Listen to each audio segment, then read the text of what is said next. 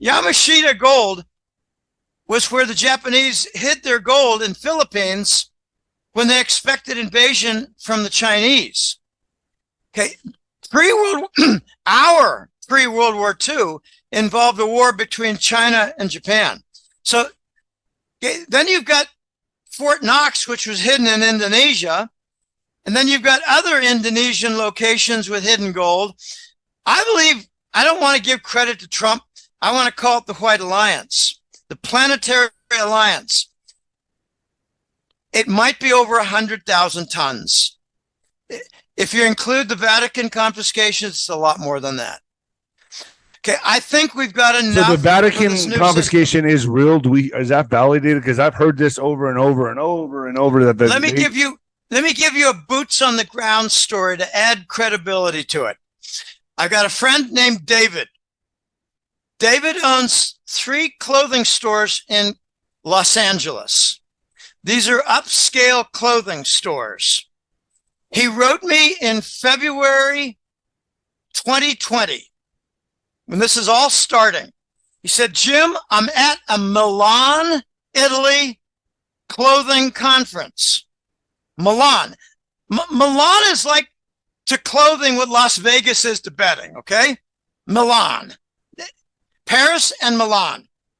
He said, Jim, the tabloids are alive in Italy over confiscations in the middle of the night in the Vatican. 3 a.m. photographs.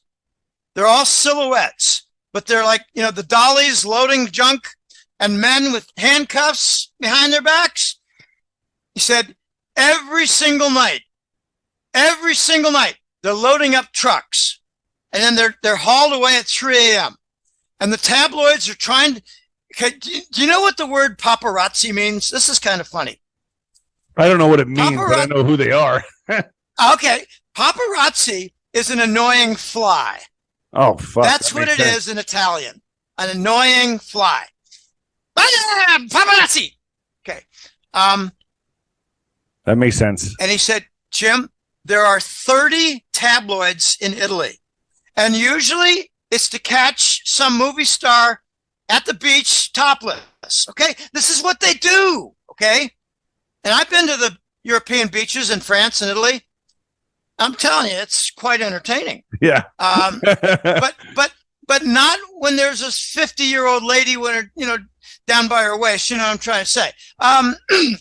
When they're 22 and supple, it's just, whoa, my gosh. Talk about a rubber neck. There you go. Okay, paparazzi make a living on unusual news stories and photographs. And he said, Jim, the 30 tabloids of Italy are alive with these stories about the Vatican. It's not in any Roman newspaper. Why is that? He said, it's pretty clear. They're raiding the Vatican. He said, it's artifacts. It's probably gold. It's a lot of different things. And he said, it could be 100 or more people that the tabloids are saying. So that would tell me that the Pope was taken out. The cardinals too, and the bankers too. And Charlie Ward. Someone else is playing the Pope right now, or is he an actor as well? Oh gosh, they had a 2-dimensional Pope for months and months. A hologram, right? No. Just they never showed the Pope, and when they did, it was like on a screen. I call it the 2-dimensional Pope. Right, makes sense. Okay, now that they've got that all cleaned up, and it's hard to know, but Jonathan Pryce, I think, played the Pope for a while.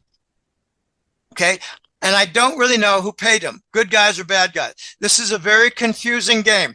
My point, to get to your question, is that the tabloids were all over this. And my friend David said, Jim, I'm absolutely convinced they raided the Vatican. They arrested a lot of people. They took a truckload. He said, Jim, the tabloids said it might have been well over 100 trucks in a 2-week period, loaded with stuff.